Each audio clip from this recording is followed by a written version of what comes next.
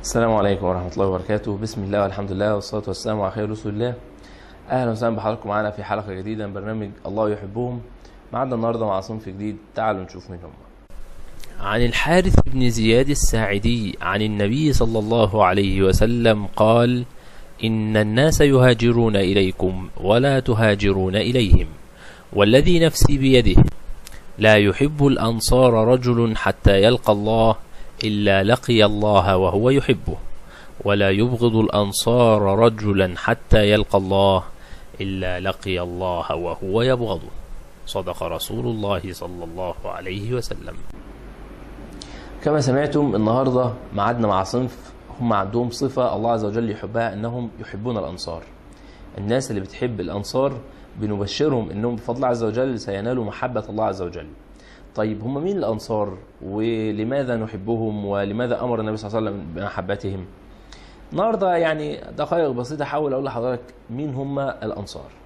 ببساطة الأنصار هم المسلمين اللي أسلموا في المدينة قبل مجيء النبي صلى الله عليه وسلم وبايعوا أنهم يناصروه في كل شيء، في المعارك، في الجهاد، أنهم يناصروه في الدعوة إلى آخره، فسموا الأنصار أنهم يناصروا النبي صلى الله عليه وسلم وأنهم ناصروه قبل أن يروه رضوان الله تعالى عليه.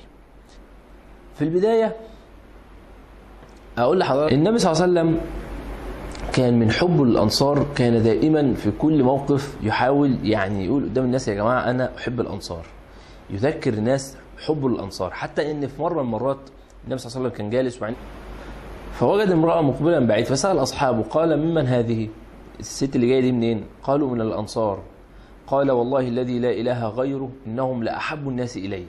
شوف الدرجة العظيمة إن النبي صلى الله عليه وسلم بيحبهم، وبيحاول دايما وقدام كل الناس يذكر أنه يحبهم عشان يقول للصحابة أنا بحب دول فأحبهم، ويقول لعامة المسلمين أنا بحب الأنصار فأحبهم.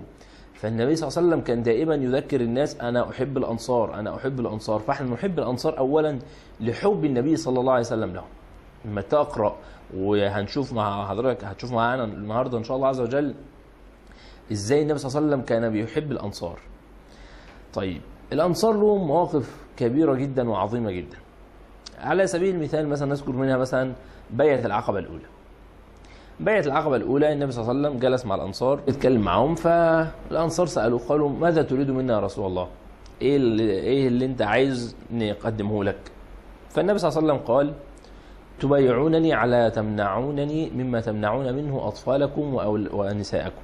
يعني النبي صلى الله عليه وسلم قال للأنصار إن أنا عايزكم تبايعوني إن أنتم تنصروني وتكونوا معي وتدافعوا عني كما تدافعوا عن أولادكم. فقال عبد الله بن رواحة: وماذا لنا؟ طيب إحنا هنقدم ده، إيه اللي هناخده؟ فالنبي صلى الله عليه وسلم قال: الجنة. فكل الأنصار على طول قالوا ربح البيع، من قبل ما يفكروا في الدنيا وفي كذا وفي المناصب. فده يبين لك قد ايه الايمان اللي جواهم. بل مش كده وبس، بل قالوا: والله لا نقيلك ولا نستقيلك، يعني والله لا نخون العهد معك ونعود، او لا نقبل ان تتركنا انت. يعني شوف درجه الحب. يعني بيقول النبي صلى الله عليه وسلم احنا معاك ومش هنتركك ومش هنخليك انت تتركنا. شوف الايمان العظيم. لو النهارده ده في اي صفقه من ناس عاديه ايه اللي هيحصل؟ هيقعدوا يتناقشوا ويتجادلوا، طب ايه رايك البند ده نعدله، طب كذا. انما لا، الانصار الايمان اللي جواهم حركهم ان مجرد ما سمعوا انهم سيكون لهم الجنه قالوا ربح البيع والله لا نقيلك ولا نستقيلك. إن الله اشترى من المؤمنين أنفسهم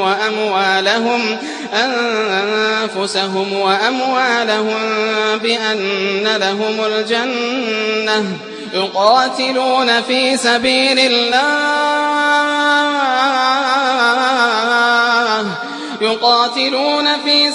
الله فيقتلون ويقتلون. بالمواقف اللي تبين لك قد ايه حب الانصار للنبي صلى الله عليه وسلم قبل ان يروه هو موقف انتظارهم في المدينه. النبي صلى الله عليه وسلم امر المسلمين اللي اسلموا في مكه ان يهاجروا الى المدينه، فبداوا يهاجروا على دفعات حتى ان العرب يعني ما يتتبعهمش في الصحراء وكده. وخرج اخرهم النبي صلى الله عليه وسلم وسيدنا ابو بكر الصديق رضي الله تعالى عنه. فالصحابه وصلوا اخبروهم ان النبي صلى الله عليه وسلم وسيدنا ابو بكر هيأتوا خلفنا. فبقى اهل المدينه يخرجوا كل يوم على مشارف المدينه ويقفوا على جذوع النخل وينظروا هل جاء النبي صلى الله عليه وسلم أبو بكر؟ لا، تشوقا لرؤيته.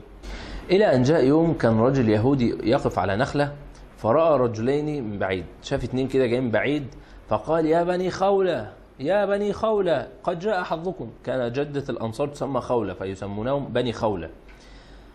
فقال يا بني خولة قد جاء حظكم، جاء الشيء اللي انتم منتظرينه. فيقول سيدنا أنس رضي الله تعالى عنه يومين لا أنساهما، يوم أن خرج الأنصار لاستقبال رسول الله صلى الله عليه وسلم، ويوم أن دفن النبي صلى الله عليه وسلم. فيقول سيدنا أنس والله خرج الأنصار يهرولون فرحا وسعادة. شوف الفرحة، مجرد ان عرفوا النبي صلى الله عليه وسلم جه، كل واحد ساب اللي في ايده وطلع يجري وعايزين نقابل النبي صلى الله عليه وسلم، بل ويبكوا ان ربنا عز وجل اعطاهم الفضل العظيم ان النبي صلى الله عليه وسلم يكون بينهم ويكون معاهم في المدينة. فتخيل هذا الحب. وعلى الرغم من كل ده ايه؟ ان الانصار لسه ما شافوش النبي صلى الله عليه وسلم، ده كل الموضوع ان هم اسلموا وينتظروا النبي صلى الله عليه وسلم. فتخيل كمية هذا الحب وهم لسه لم يروا النبي صلى الله عليه وسلم. فتعرف قد ايه حب الانصار للنبي صلى الله عليه وسلم. فطبيعي كان النبي صلى الله عليه وسلم ايضا يحبهم، فلذلك امر النبي صلى الله عليه وسلم كل المسلمين ان يحبوا الانصار. بل شوف من شدة الفرح ان الانصار اخذوا يعني يقولوا النبي صلى الله عليه وسلم تعالى يا رسول الله انزل عندنا، لا عندنا لا عندنا لا عندنا. طب ده يقدم له اكل، طب ده يقدم له شرب. فجاءت ام انس يعني ست فقيرة مش لاقي حاجة تقدمها النبي صلى الله عليه وسلم، او بتقول ما فيش حاجة تليق بالنبي صلى الله عليه وسلم اقدمها له. فماذا فعلت؟ شوف بقى الحب العظيم. اتت بابنها انس وذهبت به الى النبي صلى الله عليه وسلم، قالت يا رسول الله ان هذا انس ابني، والله انه فلذة في كبدي، يعني يا رسول الله ده فلذة كبدي، انا بحبه حب شديد جدا. فقالت هو لك يا رسول الله فاقبله مني. شفت الحب، ان هي بتقول للنبي صلى الله عليه وسلم انا جبت لك اغلى حاجه عندي، ابني اللي هو فلذة كبدي اللي انا بحبه اقصى حب، هو لك يا رسول الله. فقبله رسول الله صلى الله عليه وسلم ودعا له وقال اللهم اغفر له ذنبه واكثر له ولده وماله واطل له عمره. فيقول صحابه النبي صلى الله عليه وسلم كان سيدنا انس من اكثر الناس طولا في العمر ببركه دعاء النبي صلى الله عليه وسلم، واكثرهم انجابا للاولاد ببركه النبي صلى الله عليه وسلم. فلما تشوف الحب العظيم قد ايه. فبعد كده لما نقول لك تحب الانصار، طبعا من المواقف المشهوده للانصار موقف يوم بدر. يوم بدر النبي صلى الله عليه وسلم خرج معركه بين المسلمين والمشركين، فالنبي صلى الله عليه وسلم قاعد قبل المعركه مع المسلمين بيكلمهم هنعمل ايه في المعركه دي. فقال اشيروا علي يا قوم، كل واحد يقول لي ايه رايه. فقام المقداد بن عمرو وقال لا نقول والله اذهب انت وربك فقاتلا انها هنا قاعدون، ولكن اذهب أنت وربك فقاتلا إن معكم مقاتلون. فسيدنا المقداد بن عمرو من المهاجرين. فقال النبي صلى الله عليه وسلم مرة أخرى أشيروا علي. فقام رجل آخر من المهاجرين وقال يا رسول الله نكون معك وننصرك. فقال أشيروا علي. فقام سيدنا سعد بن معاذ وكان سيد الأنصار فقال يا رسول الله كأنك تقصدنا، يعني يا رسول الله كأنك بتقول أنا خلاص عرفت المهاجرين معايا، أنا عايز أعرف رأي الأنصار. فقام سيدنا سعد بن معاذ وقال النبي صلى الله عليه وسلم كلمات خلدها التاريخ: يا رسول الله لقد صدقناك وبايعناك وآويناك. يا رسول الله والله إنما تأخذ من مالنا أحب إلينا مما تبقي. فاقطع حبل من شئت واوصل حبل من شئت وحارب من شئت وعادي من شئت. والله إنا لصبر في الحرب صدق في القتال. سيدنا سعد بن معاذ بيقول النبي صلى الله عليه وسلم سير يا نبي صلى الله عليه وسلم، يقول له يا رسول الله نحن صبر في الحرب، احنا معاك في الحرب، وصدق في القتال، وقت القتال هتلاقينا بجد واقفين. والله لو استعرضت بنا البحر ما تأخر منا رجل، والله يا رسول الله لترى منا ما يقر عينك منا. فهلل النبي صلى الله عليه وسلم قال فسيروا وأبشروا فإن الله وعدني أن ينجزني هذا الأمر بإحدى الطائفتين، إما العير وإما الرجال والنصر. شوف الإيمان العظيم والنصر العظيم من الأنصار. النبي صلى الله عليه وسلم سيدنا سعد بن معاذ بيقول له يا رسول الله إحنا معاك في كل شيء، إحنا يا رسول الله سنساندك وسنقاتل معك وسندافع عنك يا رسول الله ما أخذت من أموالنا خير لنا ما تركت، إحنا عايزين ننفق أموالنا كلها في سبيل الله وفي سبيل نصرة النبي صلى الله عليه وسلم. هم دول الأنصار. لذلك عند وفاة سيدنا سعد تقول السيدة عائشة: والله إني لكنت أسمع صوت بكاء النبي صلى الله عليه وسلم أعلى من صوت بكاء أبو بكر وعمر. شوف الحب العظيم من النبي صلى الله عليه وسلم للأنصار.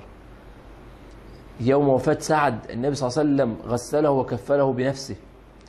يوم وفاة سعد النبي صلى الله عليه وسلم وقف على قبره يدعو له ويستغفر له. النبي صلى الله عليه وسلم كان يحب الأنصار حب عظيم كبير جدا، والأنصار أيضا كانوا يحبوا النبي صلى الله عليه وسلم. احنا نحب الأنصار لحب النبي صلى الله عليه وسلم لهم، بل أن النبي صلى الله عليه وسلم يقول أنه 70,000 ملك شيعوا سيدنا سعد إلى السماء، بل أنه قال أن عرش الرحمن يهتز فرحا لقدوم سعد.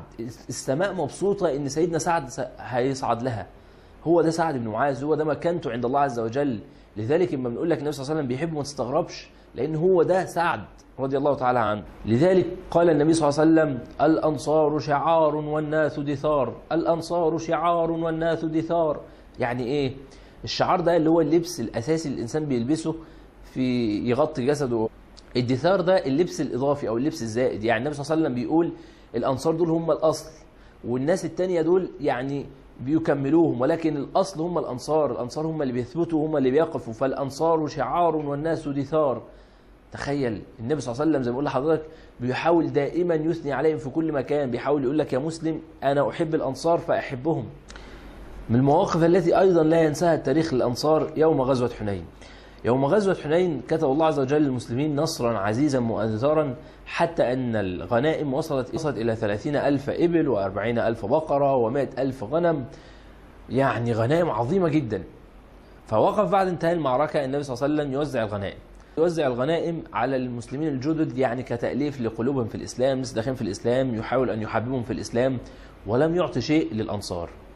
فالأنصار واقفين أعينهم تلمع من منظر الغنائم ومستغربين في إيه، يعني وإحنا ليه النبي صلى الله عليه وسلم مش بيعطينا من هذه الغنائم؟ فبدأوا يتكلموا يقول: يغفر الله لرسول الله ما زالت سيوفنا تقطر دما. يعني هو في إيه ده؟ إحنا السيوف لسه فيها الدم، إحنا كنا لسه في المعركة، هو إيه اللي حصل؟ فسيدنا سعد بن عبادة يعني خشي أن يدخل في قلوب الأنصار شيء من النبي صلى الله عليه وسلم، فراح النبي صلى الله عليه وسلم وأخبره. قال له: يا رسول الله إن الأنصار يقولون أنك توزع الغنائم ولم تعطيهم شيئا وسيوفهم لا زالت تقطر دما. فالنبي صلى الله عليه وسلم قال له: وماذا عنك يا سعد؟ وإيه رأيك؟ قال: والله أنا من قومي، يعني أنا والله برضو شايف زيهم، إحنا فعلا كنا بنقاتل وبنحارب وما خدناش أي حاجة. فقال له النبي صلى الله عليه وسلم: فاجمع لي الأنصار ولا تدخل علينا أحد. قال له: طب جمع لي الأنصار كلهم، قول لهم النبي صلى الله عليه وسلم عايزكم وما تخليش حد يجي غير الأنصار بس. فراح النبي صلى الله عليه وسلم وجلس مع الأنصار وكلمهم لقاء التاريخ سجله. فوقف النبي صلى الله عليه وسلم خطيبا فيهم وقال: يا معشر الأنصار، ألم أأتكم ضلالا فهداكم الله بي؟ قالوا: بلى ولله المنة ولرسوله. قال: يا معشر الأنصار، ألم أأتكم متفرقين فجمعكم الله به؟ قالوا: بلى ولله المنة ولرسوله.